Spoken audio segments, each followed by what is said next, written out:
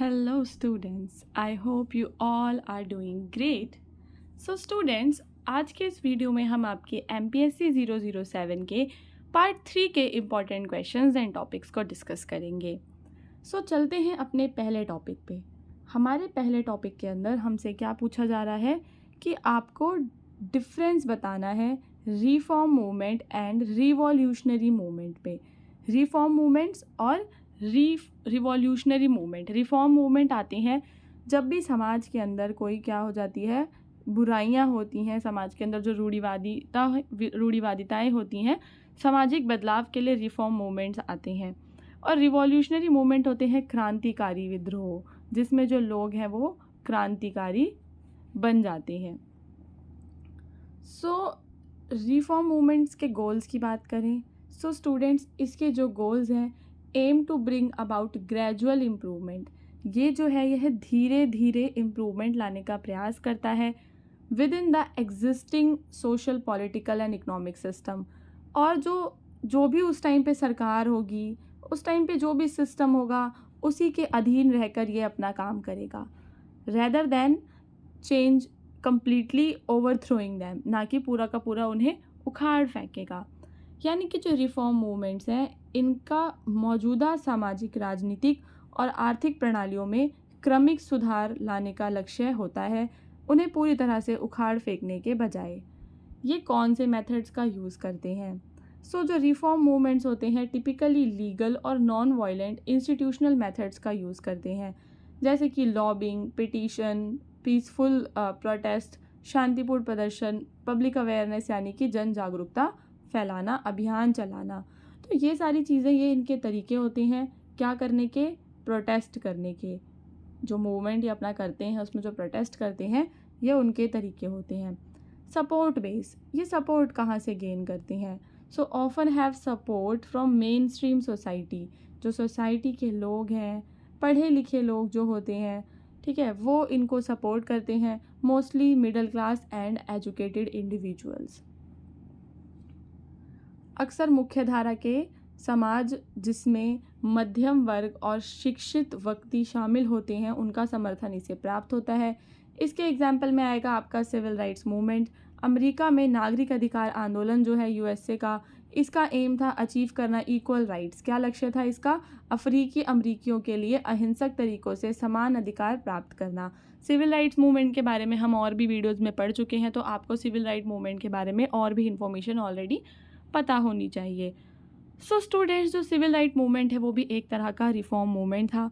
इसका उद्देश्य क्या था? इसका उद्देश्य ये था कि जो भी ब्लैक अफ्रीकन्स रह रहे हैं अमेरिका में, ठीक है, अमेरिका में रह रहे हैं, उनके लिए समान अधिकार, ठीक है, नॉन वायलेंट मीन्स से उनको समान अधिकार मिले अमेरिकियों को. अब हम बात करेंगे रिवॉल्यूशनरी मूवमेंट्स की, कि रिवॉल्यूशनरी मूवमेंट्स क्या होते हैं और इनका एम क्या होता है.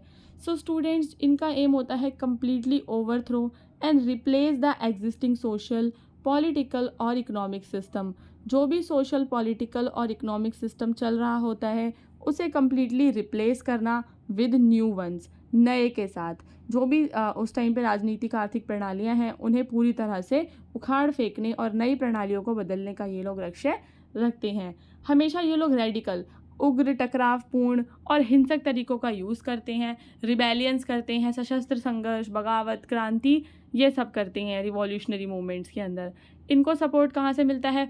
इनको सपोर्ट मिलता है उत्पीड़ित समूहों से, जो लोग हाशिए पर हैं, ऑप्रेस्ड हैं, जिनके अंदर गुस्सा है, ठीक है, उन लोगों का सपोर्ट इन्हें मिलता है. यहाँ पे एग्जाम्पल देंगे आप फ्रेंच रेवोल्यूशन का, जिसने क्या किया कि फ्रांसीसी क्रांति ने वहाँ से मोनार्की को, जो राजतंत्र है, उसे पूरी तरह से ख़त्म करके गणतंत्र की स्थापना करना उसका उद्देश्य था. तो फ्रेंच रेवोल्यूशन आपका एक क्रांतिकारी विद्रोह था. सो स्टूडेंट्स, आपको reform movements and revolutionary movements के बीच का डिफरेंस समझ में आ गया होगा. अब हम चलेंगे अपने दूसरे टॉपिक पे, जिसके अंदर हम बात करेंगे सोशल ट्रांसफॉर्मेशन की. एग्ज़ाम के अंदर लिखने के लिए आएगा what do you mean by social transformation, या फिर सोशल ट्रांसफॉर्मेशन पर एक नोट लिखें. सो इसके डेफिनेशन में आप क्या बताएंगे? Social transformation refers to significant changes in the structure and functioning of a society. Social transformation का क्या मतलब होता है?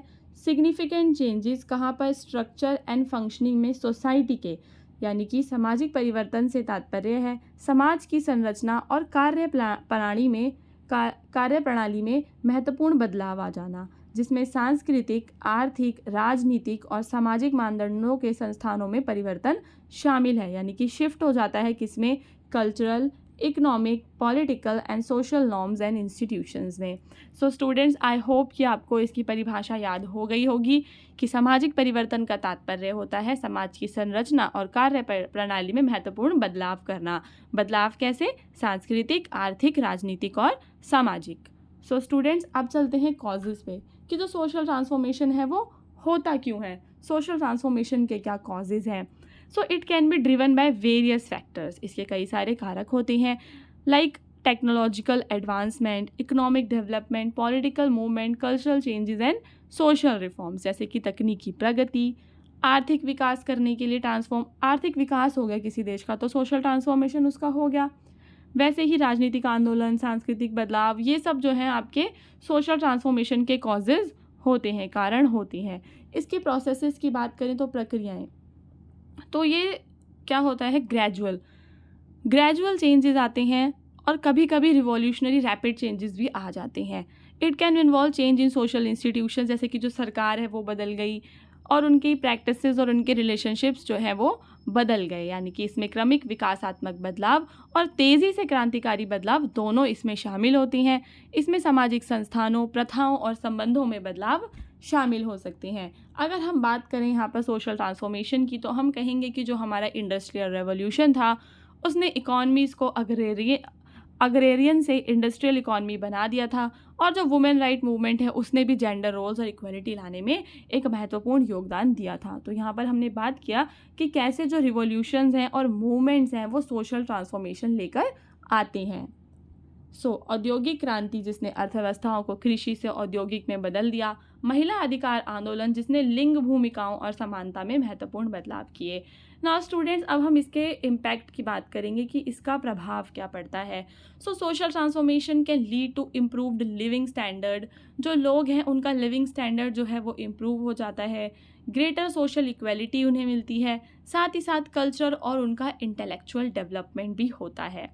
कभी कभी ये कॉन्फ्लिक्ट और सोशल टेंशन्स भी कर सकता है। यानी कि सामाजिक परिवर्तन जो है वह लोगों के जीवन स्तर को बेहतर बनाता है, उन्हें समाज में समानता दिलवाता है और उन लोगों का सांस्कृतिक और बौद्धिक वृद्धि भी करता है। समटाइम्स कभी कभी क्या करता है, ये समाज में तनाव और संघर्ष भी पैदा कर देते हैं। कभी कभी नहीं, हमेशा ही करते हैं, क्योंकि जब भी कोई मूवमेंट या रेवोल्यूशन होता है तो चेंजेस के साथ साथ क्या होते हैं, तनाव भी होता है। चैलेंजेस क्या है? सोशल ट्रांसफॉर्मेशन को मैनेज करने के लिए क्या चाहिए होता है? Addressing resistance to change. कुछ लोग कि सामाजिक परिवर्तन को प्रबंधित करने के लिए परिवर्तन का विरोध, विभिन्न समूहों के हितों को संतुलित कर, कुछ लोग होते हैं जो परिवर्तनों का विरोध करते हैं, वो लोग यहाँ पर इसके लिए चुनौती बन के सामने खड़े हो जाते हैं, चेंज को रेजिस्ट करते हैं, बैलेंस करते हैं। अब सामाजिक परिवर्तन में हर एक ग्रुप के इंटरेस्ट को बैलेंस करना भी ज़रूरी है कि महिला और पुरुष सबके जो इंटरेस्ट हैं वो बैलेंस हों, and ensuring that changes are inclusive and equitable. और क्या इंश्योर करना है कि जो बदलाव हो रहे हैं वो कैसे हों, इंक्लूसिव हों और इक्विटेबल हों, सबको बराबर के बदलाव, सबके साथ बराबरी का वो हो, व्यवहार हो। ठीक है, अब हम बात करेंगे टॉपिक नंबर 3 की, जिसके अंदर हम बात करेंगे इंटरलिंकेजेस, कि जो आपके सोशल एंड पॉलिटिकल मूवमेंट्स होते हैं क्या उनके बीच में कोई इंटरलिंक है।